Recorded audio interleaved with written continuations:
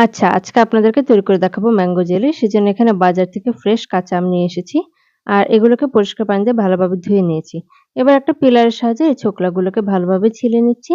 এরপর ভালোভাবে একটা ধারালো ছুরির সাহায্যে এটিকে কেটে এর মাঝখানে যে অংশটি রয়েছে এটিকে ফেলে দিচ্ছি। আর বাকি আমের অংশটুকু আমি এরকম চিকন, চিকন ছোট কিউব করে কেটে নিচ্ছি।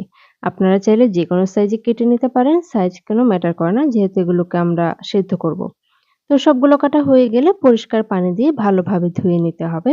এরপর চুলায় একটা প্যান বসিয়ে দিয়ে দিচ্ছি। তারপরে দিয়ে দিচ্ছি এখানে ২-৩ কাপের মতো পানি। পানি দিয়ে আমটাকে সিদ্ধ করে নিতে হবে প্রায় ৭-৮ মিনিটের মতো।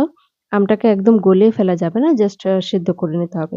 এরপর আমটা ছেঁকে রেখে দিয়ে সিদ্ধ করা যে পানিটা রয়েছে সেটা একটা প্যানে নিয়ে নিব। দিয়ে দিব স্বাদমতো চিনি।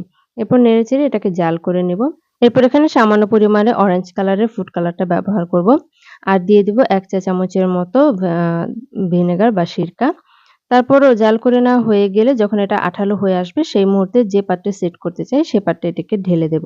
ঢেলে এটিকে ঠান্ডা করে নেব। ঠান্ডা করার পর প্রায় ৮-১০ ঘন্টার মতো ফ্রিজে রেখে দেব। তাহলে কিন্তু জেলিটা জমে যাবে। আপনারা কিন্তু চাইলে এটি পাউরুটি সহ যেকোনো উপকরণ দিয়ে খেতে পারেন। পাউরুটি অথবা পরোটা অথবা রুটি। এটি কিন্তু খেতে অনেক ভালো লাগে। বাচ্চাদের টিফিনে নাস্তায় কিন্তু এটি ব্যবহার করতে পারেন। কেমন লাগলো আজকের এই জেলি রেসিপি অবশ্যই আমাকে কমেন্ট করে জানাবেন।